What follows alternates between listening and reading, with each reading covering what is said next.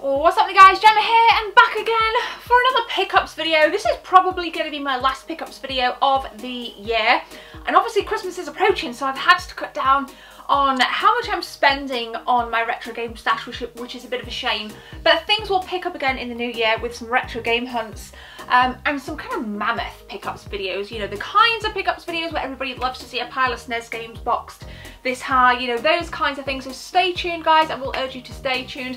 But I want to show you some PSP games and I want to show you some PS2 games that I'm actually really happy with. I've managed to acquire them reasonably simply through the kind of dinner break, lunchtime CEX trips. So very kind of ad hoc trips. You know, when I go to CEX I don't really know what I'm going to be in for, but I will say that of late, you know, the PS2 selection in CEX and the PSP selection in my local CEX hasn't been too bad. It's not been too bad in the slightest, unless there's a really good like deal on a SNES or a Mega Drive or a Dreamcast game. I'll typically leave the older stuff for my retro game hunts in the local retro game stores, but things are kind of, you know, pretty decent for PS2 stuff, so we're going to dive into that. Got 5 titles to show you guys, and as ever I want to hear from you in the comment section below. Let me know what you've picked up recently. Let me know, do you like the pickups videos? Do you like the retro game hunts videos? I love them. This playlist was a bread and butter of my channel before I took a break, pre-2014, but nonetheless, who gives a crap about that? Guys, you're here to see some pickups, so let's go.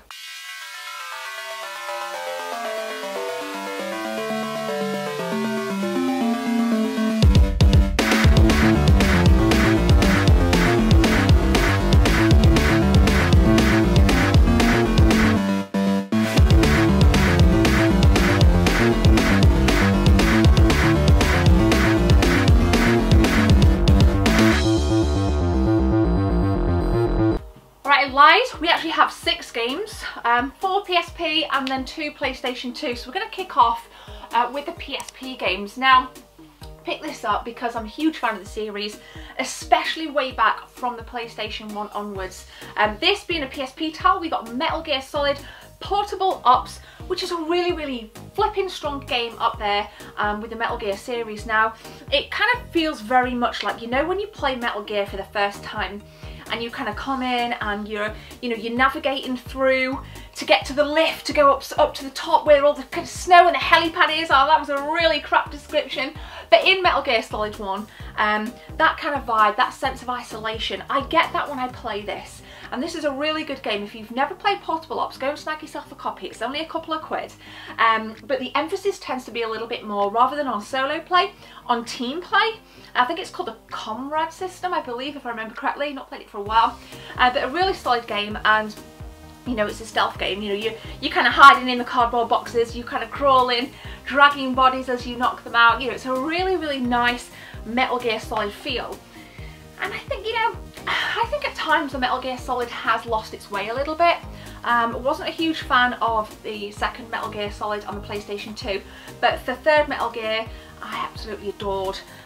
4 I really loved. The 5th one I loved at first and then kind of fell out of love with it as I found that it just became overly complex for no apparent reason and didn't really add any value to my experience, so I kind of stepped away from 5 a little bit. But if you're after a Metal Gear game and you want a recommendation, go and snag yourself a copy of this. It's cheap as chips and it's going to be a great start to this pickups video, guys. We've got Metal Gear Solid Portable Ops.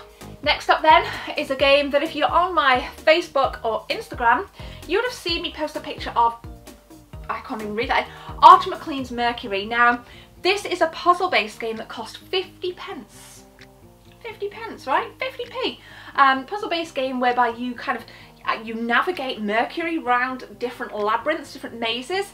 It looks absolutely mint. I haven't actually played it, but I was so excited to pick this up, and what this tells me is you can get some awesome games out there for such a bargain price.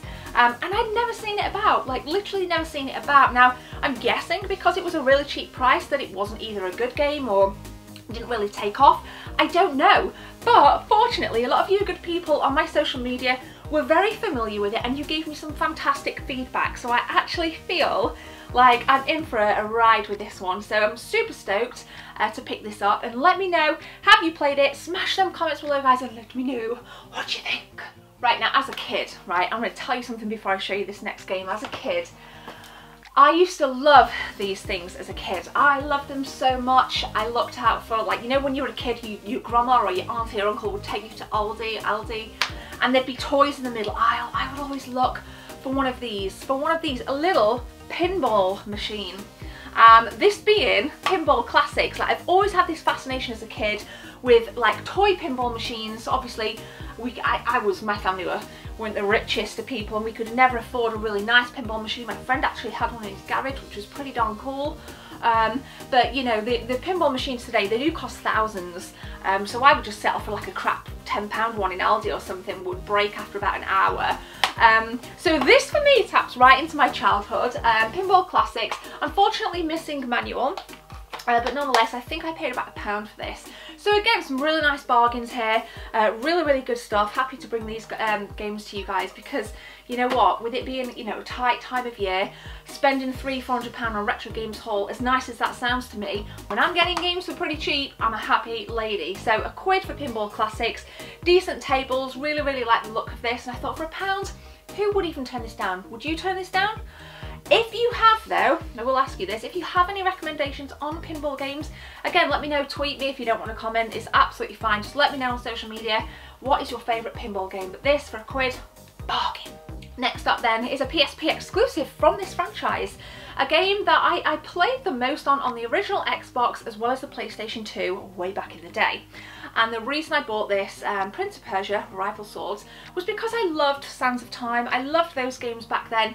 I haven't played this version, it cost £1.50, I haven't taken the tag off, but I was so stoked. I mean, Sands of Time is probably one of my favourite Prince of Persia games ever. It's a shame the series died after the last game, I believe on PS3, which had a great art style, don't get me wrong, but it was lacking something severely for me to want to continue to play, and did complete it, but didn't have any replay value. But on the whole, Prince of Persia, I think it's been a solid franchise. So, based on the fact that it has been a solid franchise for me, I kind of figured I'd give Rival Swords a go. Now, it looks pretty much, you know, from what you can expect from a Prince of Persia game. Crazy eccentric characters with kind of mad lights kind of flying out the body, mad weapons, spears, jumping, craziness. Absolutely loved Prince of Persia. I'm getting excited just talking about it. Like, I had some such good fun on Prince of Persia on the original Xbox back in the day. So I'm hoping this will be good, and I know you good people, as you watch these videos, nearly dropped it then, will always give me feedback on what these are like. So £1.50, Prince of Persia, Rival Swords. Guys, got some awesome PS2 games to show you now. Don't go anywhere. Alright guys, next up is a game that I paid £18 for. So unlike the bargains that I snagged on the PSP, this was a little bit more pricey, let's just say, for a PS2 game, but you'll see why. If you're in North America, you won't know it as this title that I'm about to show you, but here in PAL regions, it is called Dark Chronicle, known as Dark Cloud 2, out of Japanese and PAL regions, I believe.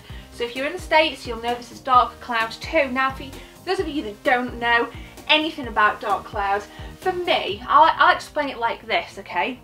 Ocarina of Time, for me, like, really reminds me of Dark Chronicle. Like, there's a couple of scenes where you go into like these towns, and it just reminds me of the first time when in Ocarina of Time, when you get to like the castle and you go into the town and you can talk to some of the villagers before you go to the, you know, to meet Princess Zelda for the first time. Like, the music, the dialogue, I just feel that it has, like, just reminds me of Zelda so much. And I think for me, maybe it's that nostalgia recognition, maybe it's that makes me just love the Dark Cloud series. I did get Dark Cloud for £30, which is down here, which is on a previous pickups video, but like, I walked it in to CX and I saw this and I was like, I don't care.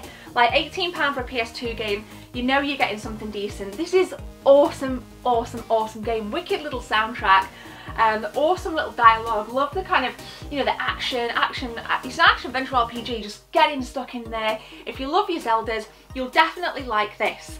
And I love the artwork as well. The artwork looks really nice. So guys, if you played it, let me know in the comment section below. Let me know if you think I got a bargain on it as well. More importantly, let me know. I think I did, you know, like, scan the barcode on my eBay app, and this was selling for like a lot more than £18. So it ain't for sale, it is in the collection. I'll be playing it, I'm happy with it. Let's take a look at the final game. Finally then is a game that I picked up quite a while ago, and I was kind of shocked that I'd not shown this It is a classic back on the Amiga. I actually first got introduced to this series on the Amiga back in the day. Guys, this is Escape from Monkey Island on the PlayStation 2, a classic point-and-click adventure by anybody's standards, and if you kind of grew up from the 16-bit era onwards, you will definitely be familiar with this, especially if you had a PC or an Amiga. I played this around, well, not this particular PS2 game, but on the Amiga, around it, I believe my friend Gareth and Matt's house. I know Matt and Rich used to have it on their Amiga, so it was something that for me, I wasn't really into point and click back in the day. I'm not hugely into it now, but I figured I'd give this a go. So let me know if you've played it. I do have Escape from Monkey Island 2 on the Amiga as well, with about 12 discs. I think it is, like floppy discs, kind of insane. But let me know if you've played this, guys. I think I paid about £3 for it, so not too bad overall, but let me know what you think in the comment section below. So there we go, the last pickups video of the year. 6 beautiful titles, some as cheap as 50p, going all the way up to £18 with Chronicle on the PlayStation 2. Let me know, as always, guys, recommendations for things to kind of keep a lookout for. I always read the comments, even if I don't reply to everybody. I'll endeavour to read everything that I see. So thank you so much, guys. Don't forget to hit like. More videos coming from me, definitely more streams planned. Having a great time here on the platform, communicating with you good people, and I can't thank you enough for supporting my channel. But for now, hope you guys have an awesome day, wherever you are. I'll see you soon. My name's Gemma. Take care.